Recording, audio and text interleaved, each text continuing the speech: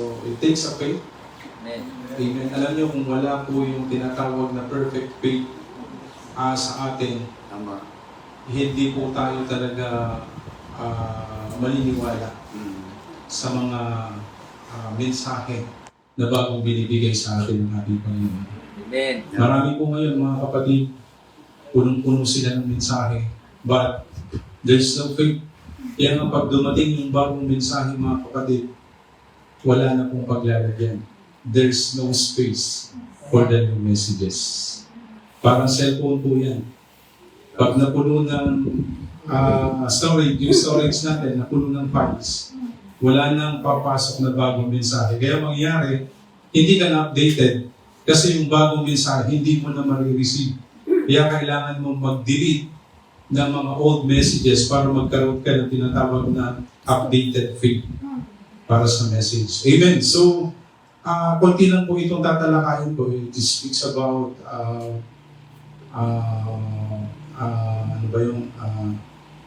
bride's journey in his third stages.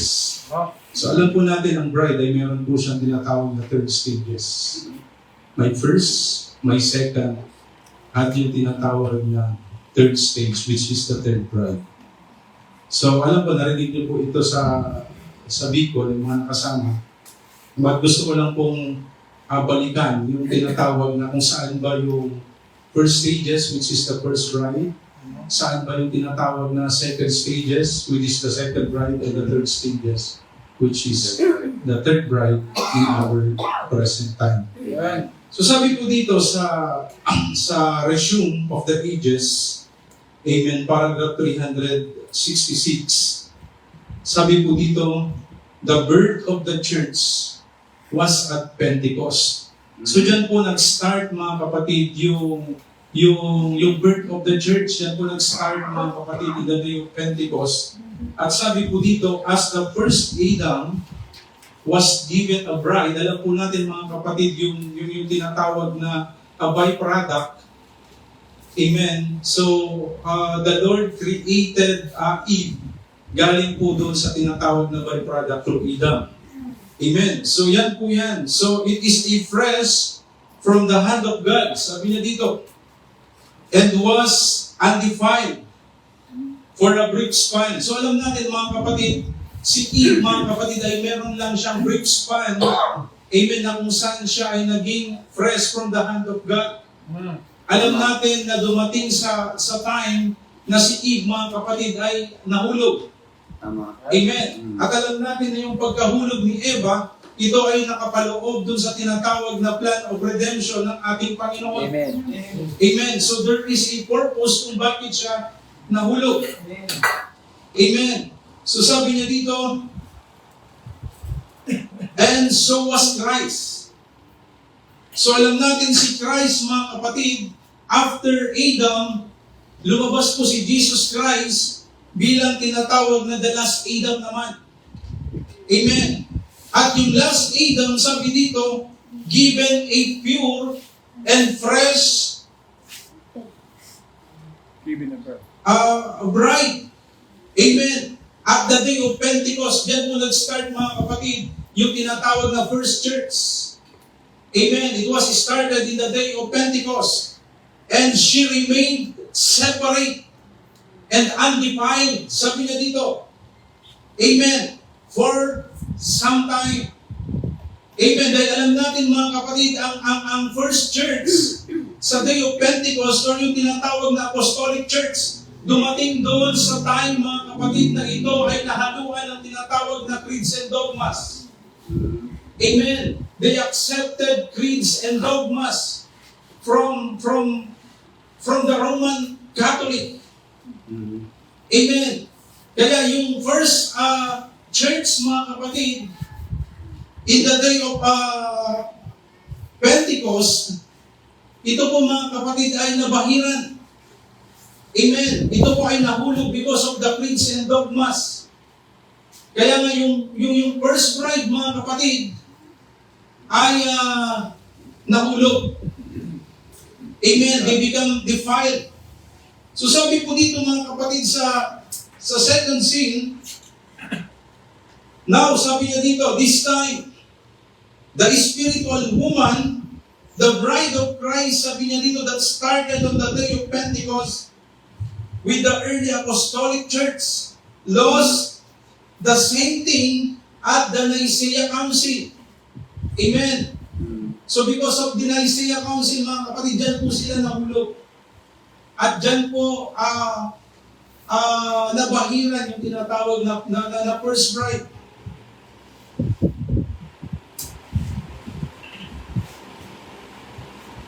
Amen. So sabi niya, and the first thing started, the prostitution in the church of the living God, which is the Christ bride. Sabi niya dito, she turned from the word.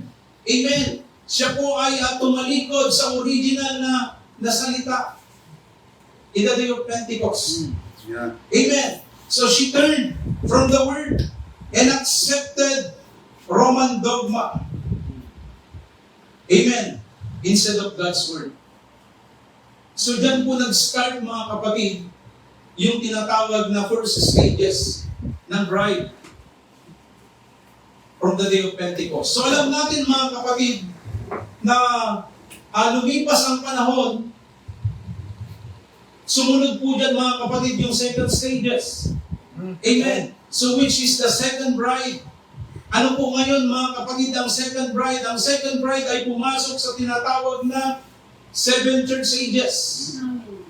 Amen. So meron binabanggit si Brother Branham, yung first bride, mga kapatid, they become a denomination.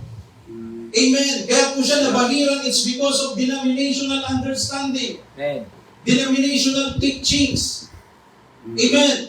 Ngayon, mga kapatid, nung matapos yung first bride, then here comes the second bride. Pumasok po yan, mga kapatid, sa period of 7 church ages. That is the second bride, mga kapatid. Alam natin, yan yung kasagsagan ng panahon ni William Branham. Amen. Amen. Amen. But because they had still, di namin 7 church ages thinking, mga kapatid, hindi po yan yung pinaka-perfect will ng ating Panginoon bilang isang perfect and pure bride of Christ. Yeah. Amen. Dahil sila ay nabahiran. Yung iba, mga kapatid, nag-mix. Meron yung hindi nakatawid. Kumbaga, nagkaroon ng tinatawag na, ano ba yung Pastor Iman? Nagkaroon ng tinatawag na hybridization. Hybrid. Amen. They mix the denomination with the 7 church ages understanding. Yeah. So yung una, nahulog sila sa denomination. Yung pangalawang bride, mga kapatid, they become hybrid. Yeah. Because they mix denomination with 7 church ages understanding. So meron pong message dito ang prophet.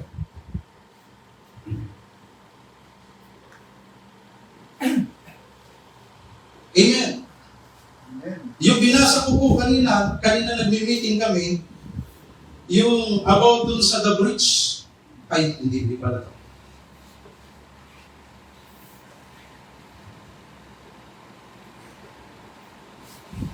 O, tama. Amen. Yung sa the bridge, between the 7 church ages.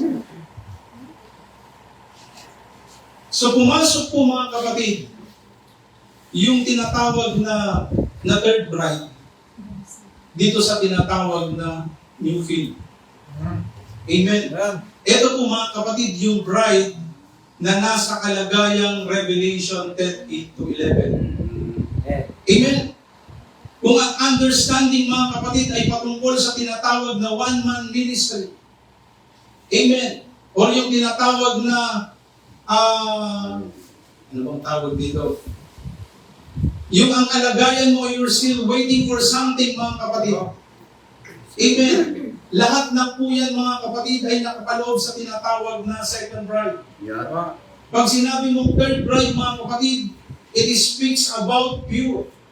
Amen. Amen. Unadulterated word. Kaya na mayroong Yeah. restoration ng prophet, mga kapatid. Dahil tayo po ay dumaan sa tinatawag na process of restoration. Amen. Ibig sabihin, yung mga bagay na nang walang aral ay pinanumbalik ng ating Panginoon. Kaya nga naging pure. Hindi na po tayo connected sa tinatawag na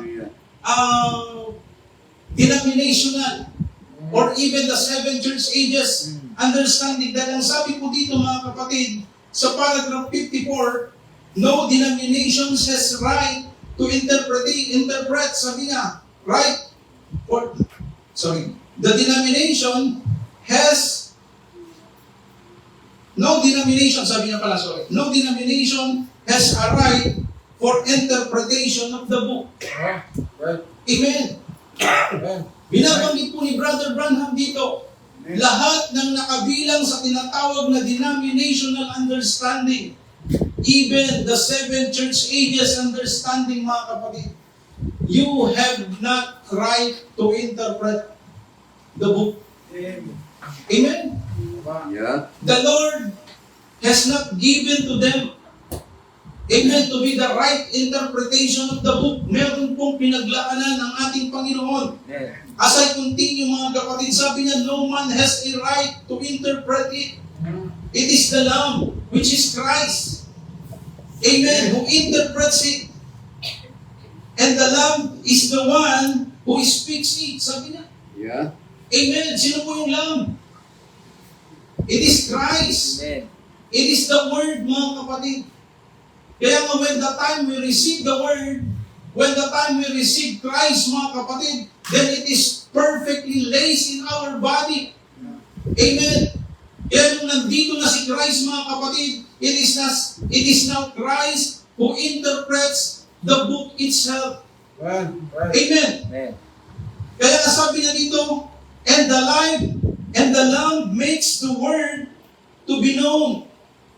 Amen. By vindicating and bringing the Word to life. Amen. Right. Amen. So muli po nagkaroon ng buhay yung salita through us. Amen. Amen. Amen.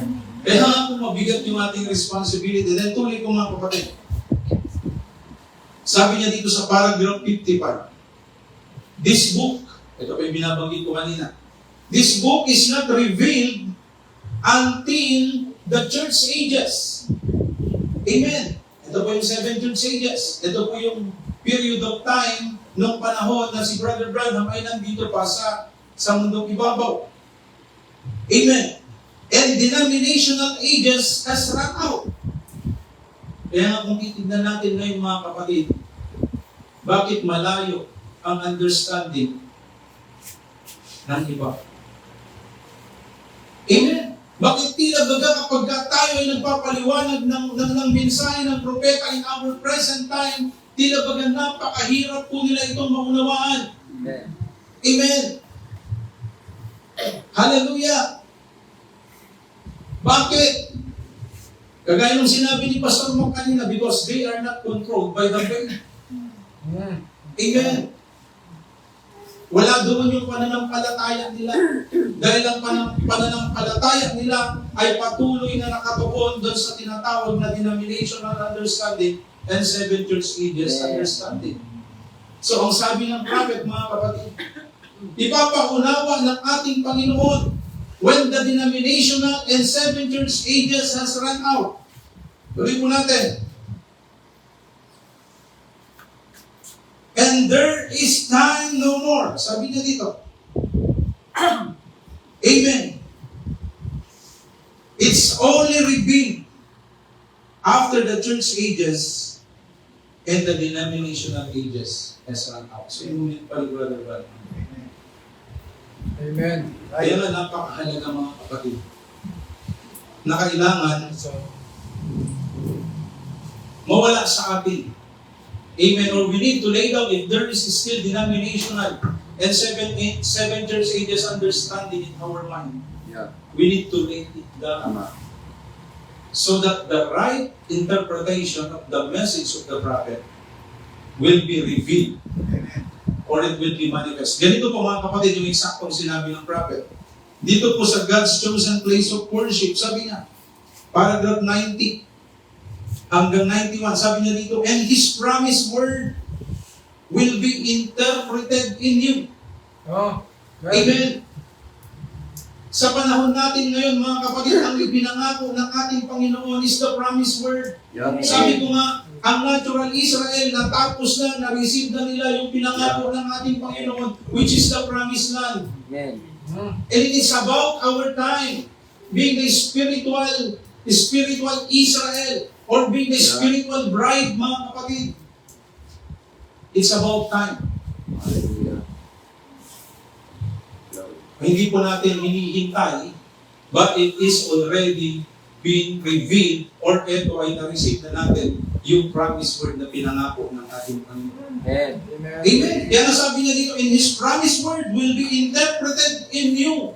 Amen. Amen. By Him. Sabi niya dito, did you get that? Amen. Amen.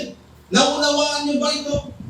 Na yung promised word, sabi niya, ay ini-interpret na sa inyo sa pamamagitan niya. It is Him Right. who interpreted the right interpretation of the message through us. Amen? Kaya nga napakabigat po yung responsibility natin. Tutuloy po natin. Sabi niya, the word that He promised to fulfill in the day that you are living in. Amen. Amen. Yung tinutukoy niya mga kapatid ay yung panahon po natin ngayon kung kailan po tayo ay nabubuhay. Amen. Amen. And you will be, sabi niya, you will be a written epistle. Amen.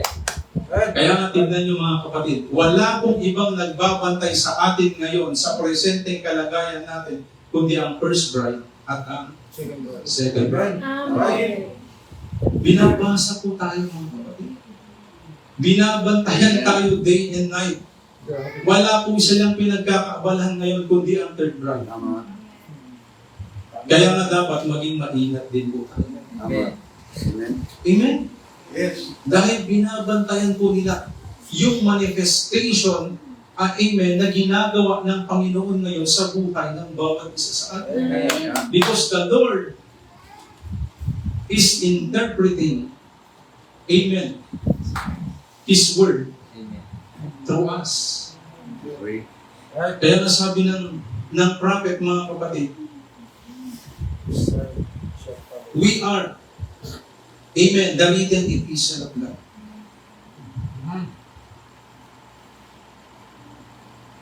Kaya nga napakahalaga po na makita po natin yung difference. Amen. Dahil ang sabi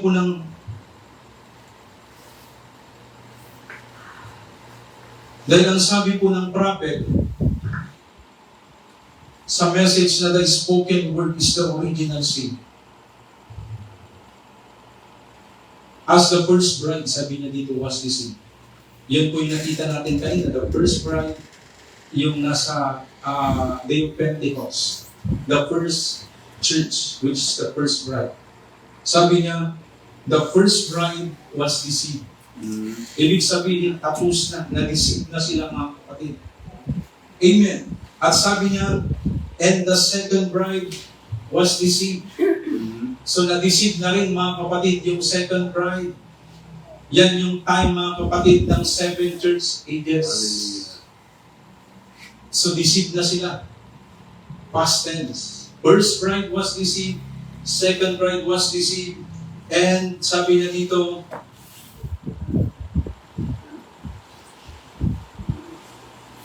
and they are, amen, ito na po yung pinakamatin dito. And they are deceivers of the third bride. Hallelujah. Amen. So nakita po natin mga kapatid na yung third bride, wala pong ibang pinapatungkulan niya kundi tayo po yun. Amen.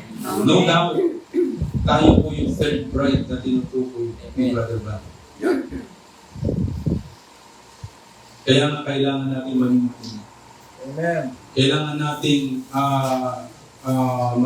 maging maingat sa pakikipag-usap, lalong-lalo na sa tinutukoy na first bride at saka sa second bride. Because they are the deceivers of this third bride. Amen.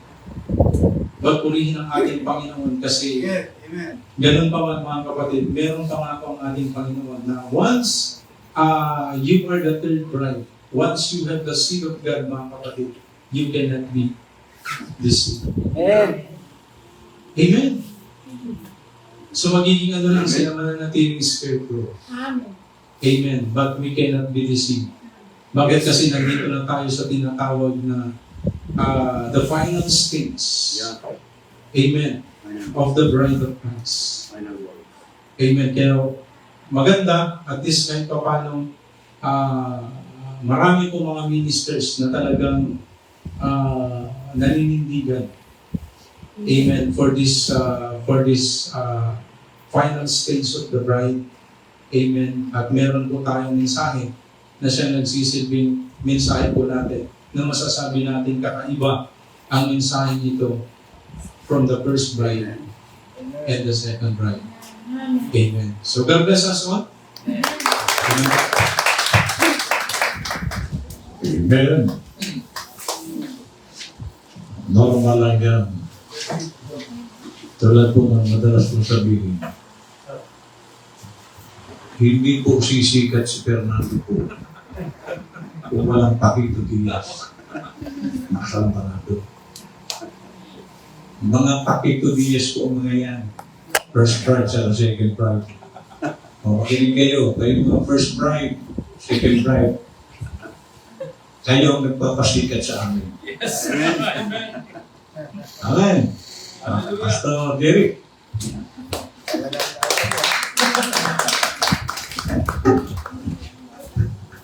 Akala ko dalawa lang.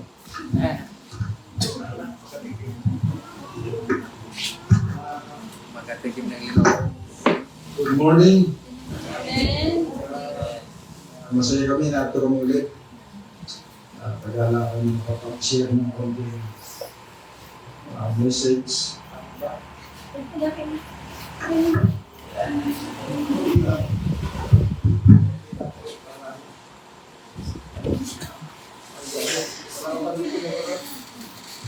Hindi yung ano yung, pwede kami yun. Ito na nga.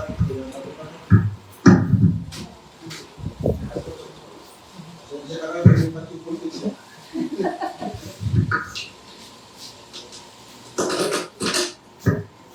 Okay lang ba? Mahaba to. Hindi lang, medyo lang. So talagang medyo mag-bless ako sa mga unang salita. And si Pastor Maki, Pastor Jones, hindi ko in-expect na